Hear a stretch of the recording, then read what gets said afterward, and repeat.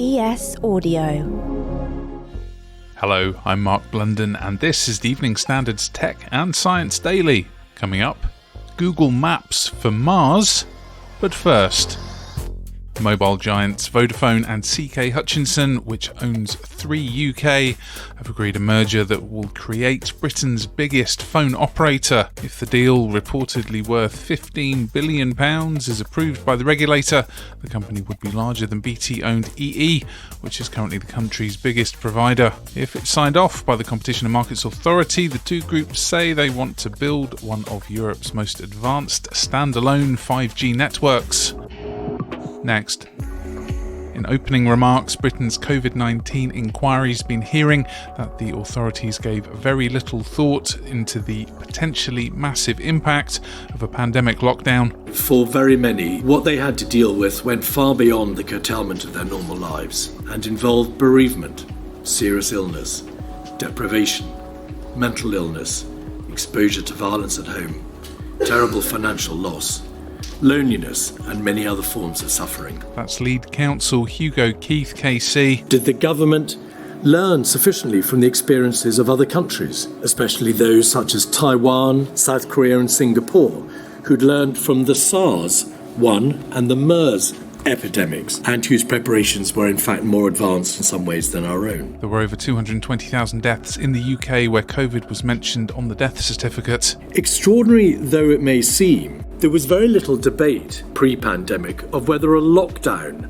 might prove to be necessary in the event of a runaway virus, let alone how a lockdown could be avoided. The inquiry is now preparing to take oral evidence from the first witnesses.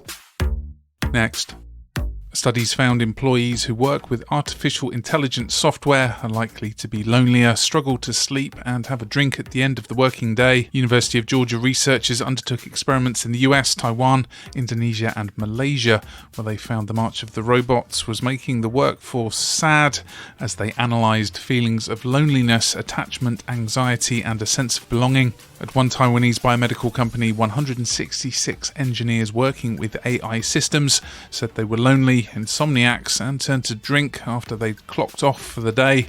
One suggested solution to the problem was adding more human-like voices to the program, but also to limit the amount of time co-working with AI to let staff get out and socialise with real people. Now, we can all visit Mars, sort of, because forget Google Maps here on Earth, you can now zoom around the surface of Mars in a 3D experience using NASA data from its Martian orbiter. The map was created using supercomputers to allow Earthlings to surf around features of the red planet, including its Grand Canyon, with nearly 5,000 digital models and 155,000 images available for view in hues of blue, green and grey. The camera on NASA's Mars Reconnaissance Orbiter captures images at a resolution of around 6 meters per pixel. Before we go to the ads, the Evening Standard's hosting a 2-day event in London to help young people with education and career choices. Here's David Marsland to tell you more. The Evening Standard's Up Expo is coming to Olympia, London, the first of its kind in the UK for teens' education, careers and life choices. It's 2 days of inspirational speakers and the opportunity to meet people doing the jobs you want to do. Want to be an airline pilot? Get help from British Airways. Want to work in finance? PwC's on hand. Want to be an opera singer? Talk to the Royal Opera House. And there are so many more opportunities, from robotics engineers to florists, along with leaders from top universities. More than 40 speakers include Radio 1's Jack Saunders. It's all free on Friday the 30th of June and Saturday 1st of July. Go to stepupexpo.co.uk for more information.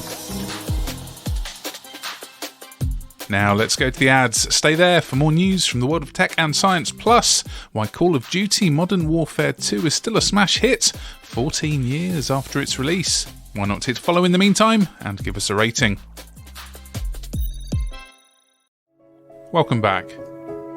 one of the UK's most remote islands located off the coast of Shetland, is to get high-speed internet beamed from space. The 3.2 square mile island of Papastor, which is around 200 miles from Aberdeen on the Scottish mainland, has fewer than a dozen residents, but it's hoped the project, using OneWeb satellites, will help bridge the digital divide. It's claimed the low Earth satellites can provide fibre optic-like broadband speeds of up to 200 megabits per second.